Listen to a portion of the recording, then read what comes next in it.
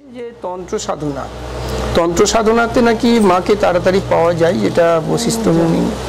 তন্ত্র সাধনা হচ্ছে একটা গুপ্ত সাধনা, সকলের সামনে সাধনাটা তাড়াতাড়ি হয় কিন্তু খুব কঠিন।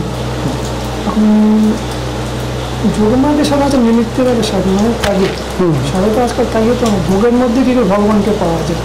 এই জন্যই সাধনা তন্ত্র সকলের জন্যই একদম তারপরে যোগ্য ব্যক্তির সাথে তো কোনো জাতি বিচার নেই, সকলেই করতে পারে, কিন্তু যোগ্য ব্যক্তি হয় যোগ্য গুরুর দ্বারা যোগ্য শিখে সাধনা করলে খুব ভালো ফল পাওয়া যায়।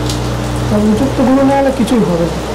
অনেকগুলো নিয়ম আছে সাধনা করতে গেলে, যে পরপর ধাপগুলো আছে সেগুলো পালন করতে হবে। যেরকম সপ্তাহাচার, বিভাগ, এইগুলো আছে।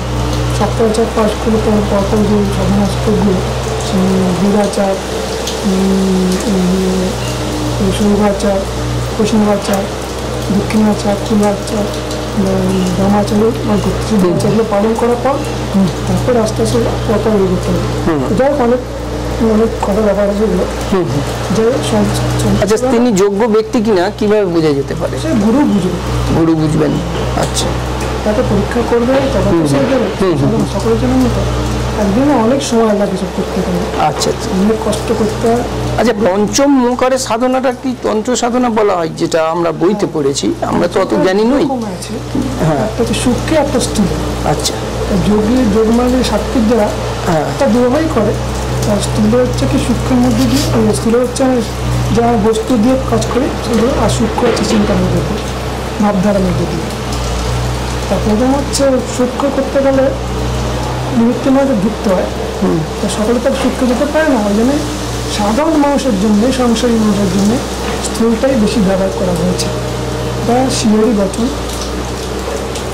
কারণ হচ্ছে শিব বললেন, দেখো সাধারণ কলিকালের মানুষ না খেয়ে থাকতে পারবে না, খেয়ে হচ্ছে উপায় কী, এই সময় আলোচনা চলে।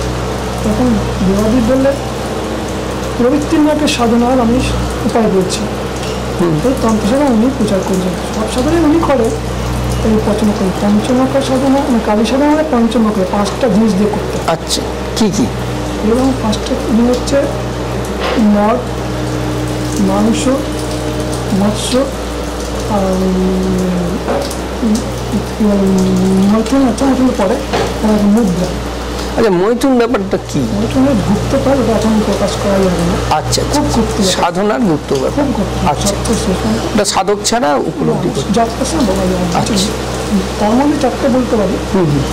এটা হচ্ছে প্রথমে সূক্ষ্ম রকম আছে, স্থূলটা বলি।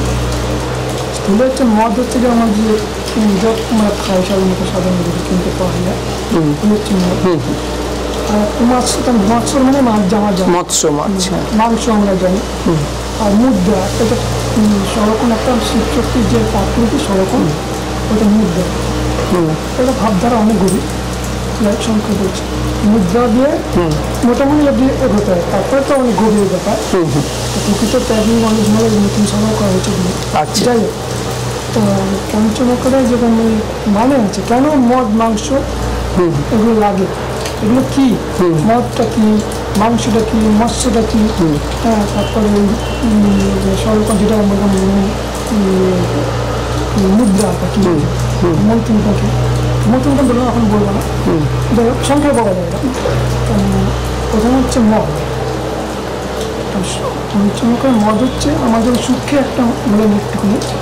সূক্ষ্মে যোগীরা যখন লোকণ্ডলীকে জাগানোর জন্য যে যোগের দ্বারা চক্রে জাগিয়ে, যোগের দ্বারা যে উদাহরণদিত আমরা ব্রহ্মানন্দ যা সহস্র ব্রহ্ম আছে, তার দিকে যে অমৃত দ্বারা খরণ হয়, মা কুলম্বী সে পান করতে হয়ে যাবে। তাকে জাগানোর জন্যে মূলাধার থেকে শ্বশুর তাকে নিয়ে যেতে হয় যোগের দ্বারা। আচ্ছা, তাকে পান করালে কি হয়, বারবার জীবের মুক্তি হয়। আচ্ছা, যে জীব করছেন তার মুক্তি, যে সাধক করছে, যে সাধক করছে, তিনি জগতে করবেন, তখন অন্য জগৎ করবেন। আচ্ছা আচ্ছা আচ্ছা, যাই হোক, কারো কথা আছে অনেক বয়সে। তাই এরকম ওই ব্রহ্মানন্দের যে অমৃত খাওয়া ধারা।